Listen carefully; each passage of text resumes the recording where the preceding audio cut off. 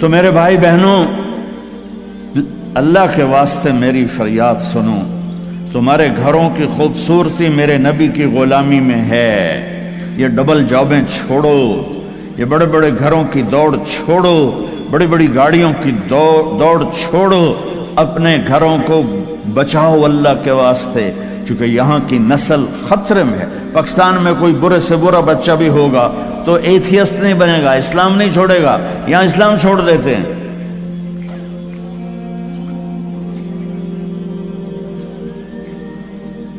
میں آپ کو اپنے گھر کی بتا رہا تھا، ایک بچہ مجھے ملنے آیا، کہنے لگا جی میں نے پورے پاکستان میں ٹاپ کیا ہے ایف ایس سی میں، اور کنگ جو ٹاپ کرتے ہیں وہ کنگ ایڈورڈ میڈیکل یونیورسٹی میں جاتے ہیں۔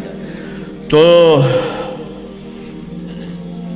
2 دفعہ میں خودکشی کی کوشش کر چکا ہوں، پلز کھائیں، گولیاں، لیکن وہ زندگی تھی، بچ گیا۔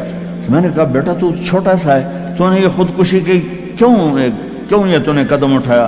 کہا جی میرے امی اور ابو اتنا لڑتے ہیں کہ ڈسہارٹڈ ہو کر میں 2 دفعہ خودکشی کی کوشش کر چکا۔ ماں اور باپ کی لڑائی نے اتنے بریلینٹ قابل بچے کو مرنے پر مجبور کر دیا۔ کوئی بھوک نہیں تھی، سوکھے تھے، اچھا خوشحال گھرانہ تھا، لیکن خامد بھی بد زبان، بیوی بھی بد زبان، تو بچے خودکشی پہ آ گئے۔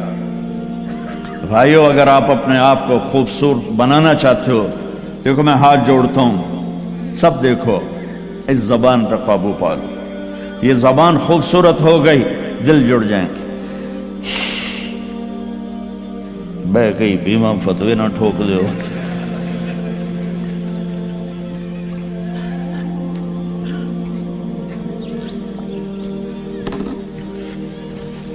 ہماری ایک دھوبن تھی ماسی شریفہ، 85 میں بیچاری فوت ہوئی، چھوٹا قد تو بڑی لڑاکی۔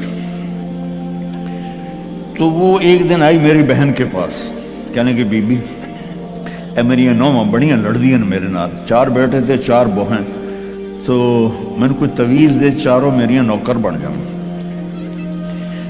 میری بہن کو تو پتا تھا کہ لڑدی تھا آپ، تو اس نے نا ایسے کاغذ پر کچھ لکھا کے نا یوں کر کے نا ایسے تعویذ کو رول کر کے، کماسی شریفہ اے تعویذ ہے بڑا سانپ کے رکھڑ آنا، جب تیری لڑائی ہونے لگے تو نے یہ تعویذ ایتھے رکھ کے چک مار دینا ہے۔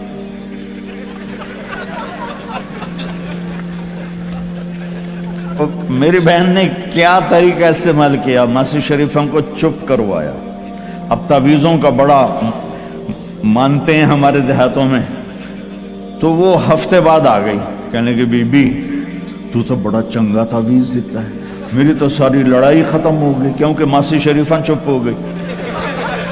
تو میں نے یہ 2 تعویذ بنائے ہیں، ایک آپ مستورات لے لو، ایک آپ لے لو، جب لڑائی ہو تو چک مار کے بہ گئے کرو، آپ کی لڑائی ختم ہو جائے گی۔ ہائے ہائے، ارے میرے بھائی، قربان جاؤں اہل بیت کے اخلاق پر۔ امام زین العابدین کو گالی دینا نبی کو گالی دینا ہے۔ حضرت حسین جن سے نسل چلی، ان کو ایک آدمی نے گالیاں دی، ننگی، وہ یوں منہ کر کے بیٹھ گئے۔ ہائے ہائے ہائے ہائے۔ اس نے سمجھا کہ ان کو پتہ نہیں میں ان کو گالیاں دے رہا ہوں، تو وہ ادھر سے اٹھ کے سامنے آ کر کہنے لگا ایاک آنی، اور میں تینوں گالا کر رہے ہیں۔ آپ نے فرمایا وعن کا اغوی، اور میں بھی تجھے ہی معاف کر رہا۔ تو ایک دم قدموں میں گر کے پاؤں چومنے لگا کہ بے شک آل رسول کے اخلاق ایسے ہی ہوتے ہیں۔ میرے بھائیوں، اپنے گھروں کو اپنے نبی والی زندگی پہ لاؤ۔ میرا سر میرا ساتھ نہیں دے رہا، میں تفصیل ویسے بھی نہیں ہو سکتی، اشارہ کر رہا۔ اپنے نبی کی زندگی پڑھو، اپنے نبی کی زندگی پڑھو کہ آپ نے اپنے گھر کو کیسے چلایا، کس طرح آپ نے 11 گھروں کو نبھایا، 2 مہینے چولہا نہیں جلتا تھا اور بیویاں قربان ہو رہی ہیں، یہاں سب کچھ دے کر پھر بھی لڑائیاں ہیں، بچے برباد ہو رہے ہیں، نسلیں برباد ہو رہی، چھوٹی چھوٹی باتوں پر अड़ कर हमारे उस्ताद साहब थे मौलाना जमशेद साहब, वो हमें बहुत ज़्यादा सबक में फरमाते थे, जो हार मान जाएगा वही जीत जाएगा। हार मान जाया कर, झुक जाओ, झुक जाने। मेरे नबी ने फरमाया, जो झुक गया और माफ कर गया, मैं गारंटर हूं अगर उसकी इज्जत कम हो तो मुझसे आके ले ले। जो माफ करेगा अल्लाह उसकी इज्जत बढ़ा देगा, जो बदला लेने पे आएगा पूरे घर को तोड़ के रख देगा। ये चंद रोजा जिंदगी है। मेरे नबी की दो सुन्नतें ले लो, एक जबान पे काबू, ये इस जबान पे काबू पा लो, इस जबान पे काबू पा लो, इस जबान पे काबू पा लो, तो आपके घरों के 90% मसाइल खत्म हो जाएंगे। और दिल को सबसे साफ रखो और अपने एक दूसरे का हाथ बढ़ाओ। अपने बच्चों को अपनी दौलत समझो, इनको यहां अच्छा मुसलमान बना के छोड़ो। अब ये नस्ल यहां रहने वाली है, वापस नहीं जाएगी। न तुम जाओगे न तुम्हारी नस्लें जाएंगी। एक पठान कोई बैठा हो तो पहले माफी मांगता हूं। तो एक पठान का खरगोश गुम हो गया, तो लोगों ने अफसोस किया कि खान जी आपका तो खरगोश गुम हो गया। तो वो कहने लगा, अरे भाई गम ना करो, हमने उसको नुस्वार खिलाया हुआ है, जब नशा टूटेगा हमारे पास ही आएगा। तो तुम्हें ऑस्ट्रेलिया की नस्वार लगी है, तुम पाकिस्तान वापस जाओगे? नहीं जाओगे, इधर ही रहोगे। लिहाजा यहां इस तरह जिंदगी सीखो कि आपकी नस्लें इस्लाम पे बाकी रहे। मैं ये इस ऐसे इदारों पर मेहनत करने वालों को सलाम पेश करता हूँ, फजील साहब को, आसिम को और वसीम को, और इस तरह जितने भी कोशिश कर रहे हैं। दारुल उलूम गया था, वहाँ देखा था, जैसे अभी अब इन्होंने ऐलान किया, अभी हर जगह जब तुमने रहना यहाँ है तो यहीं खर्च करो। यहाँ ढूंढो कौन ज़कात का मुस्तहिक है, उसको ज़कात दो। यहाँ ढूंढो कौन ज़रूरतमंद है, वो गैर मुस्लिम भी है, तो सदका दो। ज़कात मुसलमान को है, सदका दो, ऊपर दो। ज़कात देने से आदमी सखी नहीं बनता और बखील भी नहीं रहता। रात भी इनके स्कूल आया था तो ये मैंने किस्सा सुनाया था कि ज़कात देने वाला एक होता है ना मर्द, एक होती है औरत, ये दरम्यान वाला कौन होता है? वो दसो। खुसरा।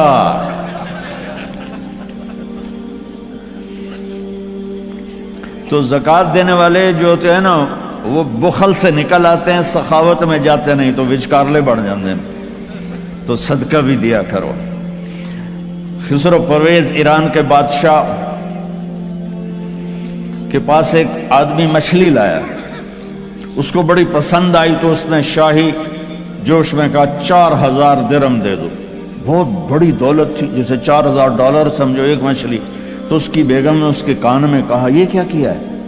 दरबार था, तो 4000 तुम एक मछली पे दे रहे हो तो खजाना खाली हो जाएगा, वापस लो उससे पैसे और मछली वापस करो। उन्होंने कहा, मैं बादशाह होकर पैसे कैसे वापस लूं, ये तो हो ही नहीं सकता। उन्होंने कहा, मैं बताती हूँ, तुम उसको बुला के पूछो, भाई ये मछली क्या है, नर है या मादा? वो कहेगा नर है, तुम कहना हमें मादा चाहिए थी, ये तुम्हारी मछली, हमारे पैसे दो। अगर वो कहे ये मादा है तो तुम कहना भाई हमें नर चाहिए था, ये तुम्हारी मछली, हमें पैसे दो। हाँ हाँ हाँ, कब है उसको बुलाओ बुलाओ बुलाओ बुलाओ। वो बाहर निकल गया था, उसको बुला ली। ओ भाई ये मछली नर है या मादा? वो कोई प्यो दो पुत्र, उसे कह सही है, ही जड़ा है, ये ना नर है ना मादा। उन्होंने कहा 4000 और दे दो। तो मेरे भाइयों, ऑस्ट्रेलिया, अगर आपके पास पासपोर्ट है तो ये आपका मुल्क है, ये आपका देश है। मैं आपके सामने हाथ जोड़ता हूँ, इस्लाम पे हर्फ ना आने दो, झूठ ना बोलो, धोखा ना दो, फ्रॉड ना करो। यहाँ की लड़कियों से इसलिए शादी ना करो कि कागजात बनाने हैं, ये धोखा होगा, फ्रॉड होगा। और मेरे नबी का फरमान है, मेरा उम्मती हर गुनाह कर सकता है, दो कभी नहीं करेगा, एक झूठ कभी नहीं बोलेगा और एक धोखा कभी नहीं देगा। آپ میں جو تاجر بیٹھے ہوئے ہیں ٹیکس نہ بچاؤ، جو جابین ہیں ان کا ٹیکس تو اپنے آپ کٹ جاتا ہے، لیکن یہ جو تاجر ہیں یہ ہیرا پھیری کر کے ٹیکس بچاتے ہیں۔ تو میں آپ کے سامنے ہاتھ جوڑتا ہوں، سچائی پر پیسہ قربان کر دو، پیسے پر سچائی کو قربان نہ کر دو۔ اگر تمہاری کمائی 1 لاکھ ہے تو 1 لاکھ شو کرو، اور اس کو جتنا ٹیکس بنتا ہے ادا کرو، اللہ تمہیں پتہ نہیں کہاں کہاں سے دے گا۔ دیکھو یہ لوگ آپ پہ لگاتے ہیں، آپ پر خرچ کرتے ہیں، آپ کا ہر سہولت کا خیال کرتے ہیں۔ آپ اسلامی ملکوں میں 50 سال بھی گزار دو تو آپ کو پاسپورٹ نہیں دیتے، آپ 4 سال گزارتے ہو آپ کو پاسپورٹ دیتے ہیں، آپ کو برابر حقوق دیتے ہیں۔ آپ ان کو دھوکہ دو، کسی کو بھی دھوکہ دینا حرام ہے، اور جو اتنے خیر خواہ ہوں ان کو آپ دھوکہ دیں اور ٹیکس بچائیں، کیا کرو؟ شادی پہ لٹا دیتے ہیں، شرابوں پہ لٹا دیتے ہیں۔ رزق حلال، شرابیں نہ بیچو، رزق حلال کماؤ، اللہ سے مانگو کہ اللہ میں توبہ کرتا ہوں میرے لیے راستہ نکال، اور پھر اس کی کوشش کرو اللہ راستہ دے دے۔ آپ ان کے ساتھ وہ انگریزوں کے دور میں نا دلی میں ایک وہ پک پاکٹ والا تھا، جیب کترا، تو اس کا چیلا شام کو 2 روپے لے کر آیا، تو اس نے اس کو تھپڑ مارا کہ صرف 2 روپے سارے دن میں؟ انہوں نے کہا استاد جی آج ایک بڑا مال چرایا تھا، ایک انگریز کی جیب کاٹی تھی، لیکن 4 قدم چلا تو مجھے خیال آیا سبحان اللہ کہ اگر قیامت کے دن عیسیٰ علیہ السلام نے میرے نبی کو گلہ دے دیا کہ آپ کے امتی نے میرے امتی کی جیب کاٹی تھی تو میرے نبی کو شرمندہ ہونا پڑے گا، تو میں نے وہ پیسے اس کو واپس کر دیے، اور یہ 2 روپے اپنے دے کپے تو اس نے خوش ہو کر اس کو 10 روپے انعام دیا۔ تو بھائیو دیکھو کل قیامت کے دن اپنے نبی کو شرمندہ ہونے نہ دینا کہ دھوکہ، فراڈ۔ نوجوان شادیاں کرتے ہیں کہ پیپر بن جائیں، ریئل شادی کرو ٹھیک ہے، لیکن پیپر بنانے کے لیے اللہ کے واسطے ایسا دھوکہ۔ اب تاجر ہو اللہ کے واسطے ٹیکس نہ چراؤ، یہاں کے قانون کی پاسداری ان سے بھی زیادہ کرو۔ ہمارے ملکوں میں ٹیکس نہیں دیتے کہ ہیرا پھیری ہے، حکومت کے کارندے کھا جاتے ہیں، کچھ راستے میں ادھر ادھر ہو جاتا ہے، کچھ تھوڑا بہت لگ بھی جاتا ہے، تو وہاں تو اس لیے وہ ٹیکس نہیں دیتے۔